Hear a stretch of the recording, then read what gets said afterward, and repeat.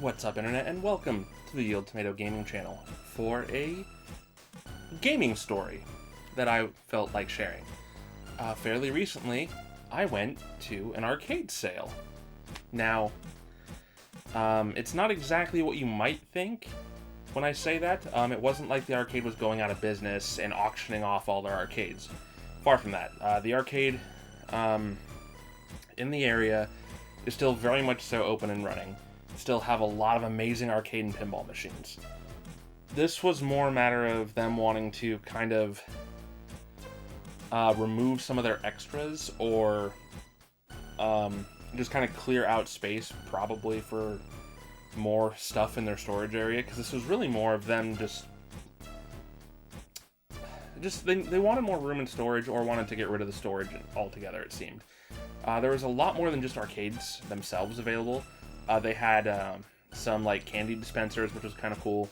They had various extra marquees, which are the light-up banners that go above the actual cabinets. They had PCB boards for various arcade unit types, such as JAMA or stuff like that. And they also had empty cabinets, busted stuff. They had additional spare monitors, which was really cool. They had a lot of extra monitors there. A number of them were untested, unfortunately, but they were priced so cheap that it was worth the risk in some cases for people. But I went to this arcade sale for a number of reasons, one of which I'd never been to one, and I want to be able to say I've gone to one. The other being, I do have some interest in particular arcade cabinets, and they had a lot listed and a lot of pictures, which I'm actually going to be showing you guys right around now. But they also said that there was more coming, as in there was more being added, but not everything was listed and not everything was pictured. There are in fact some things that were pictured that were not for sale, unfortunately. But they did have some things of note that were of interest. Minor interest to me was Point Blank. I love light gun games, especially out of the arcades. And Point Blank was of interest, but only minor interest because that game did get a home port. And the big thing for me with an arcade machine is I would want something that didn't get ported home if I could help it. Particularly something like the Jurassic Park light gun games that came to arcades. Those never got home releases, so having one of those would be really cool because it's the only way you can play it aside from an emulator. But they had Point Blank, which was of some interest. The monitor was iffy, a little shoddy almost, like really washed out colors, very yellow tinted, didn't look right. But they also had a Neo Geo machine, which was super tempting. That had Metal Slug 5, Samurai Showdown 2, and Sonic Wings 3. And there was one more, but I can't remember what it was. And these were all priced incredibly well, mind you. There were a couple that were priced way up there, but they were specific. Like the Neo Geo 4 machine was a dedicated cabinet, so it really, you couldn't like swap out the cartridges like in some of the Neo Geo cabinets. That being said, it was still a great buy because they wanted like $250 for it.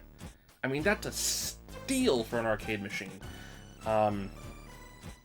But there was the unfortunate thing of, I had to get gas in the vehicle that I was in. I didn't realize that. I was borrowing my parents' Chevy, and there was virtually no gas in it. I had to get gas before we, took this 25-minute drive to get to this arcade sale. That kind of screwed us a little bit in terms of line placement, but not all that bad, because here's the thing. The guy in first had been there since 11 p.m. the previous night. He actually camped out behind this little area where they were going to be doing this sale.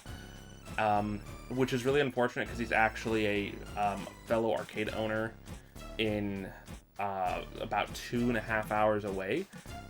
And this was a cash-only sale, mind you. And he was there to buy. That man bought, I think, 4 cabinets. which was unfortunate. That being said, I did have opportunities to purchase some of these. The way this worked was basically they had sticky notes in all the machines with the name of it and the price. And basically you would walk through, grab that sticky note, and take it to the person handling the money. And then they would write you up a receipt for it.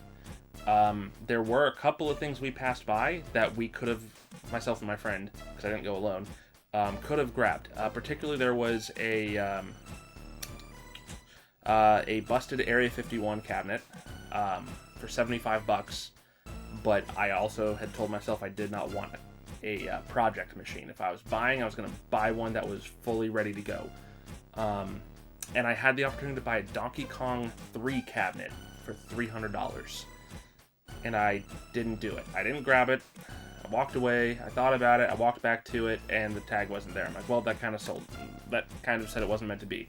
That being said, I'm not big on Donkey Kong, the arcade. I mean, it's fun, but it's not my thing. Again, my big thing is light gun games. Mind you, there are a couple of things I probably would have broken down for, but there was a number of tempting things. My friend came away with a Miss Pac-Man marquee, which was really neat, and a Sega Outrun marquee. I, however, left with a Daytona USA marquee for the large 2-seater cabinet. The marquee is, well, behind my one of my displays over here. I pull it out, but it's a 5-foot-long marquee, and I really don't want to do that. I might just send a picture and post it, but it's a big marquee. It's really neat and super clean, too. And these were all priced to go. I mean, they were just wanting to make room. Everything that was there, they said if it was on, it worked. I mean, that's what it was. I mean, if it worked, they had it plugged in and running. And that was super the right way to do that. Because otherwise you'd have the questions of people wanting to plug it in and see it working to make before they bought it. They didn't want it to be a, well, I don't want to buy it if it's an unsure thing. But all they were saying is, like, if it's on, it works.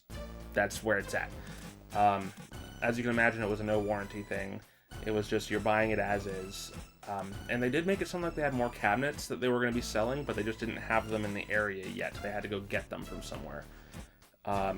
If that is in fact the case and they do another one, I'm totally going to go again. I went with money in my pocket ready to go. This next time around I would probably leave a little bit earlier, particularly if there was something of interest to me specifically. But I almost bought a few things, and it was really neat to go. I would love to go again. I think arcades are unfortunately dying, and it's upsetting. I love the whole experience. It's much like the rental stores. Great experiences that many people are never going to get to actually have because of the way the market has turned. Anyway, that's my arcade sale story. Have you guys ever been to an arcade sale? Was it auction style, or was it like this one where you just grab the tag and go to the front? I'd be interested to hear if you guys have and what your experiences were and what you got. Anyway, if you haven't, guys, please subscribe to the channel. Stay up to date with all of our latest videos, from Let's Plays and reviews to vlogs such as this. So until next time, guys, thanks for watching. Have a good one.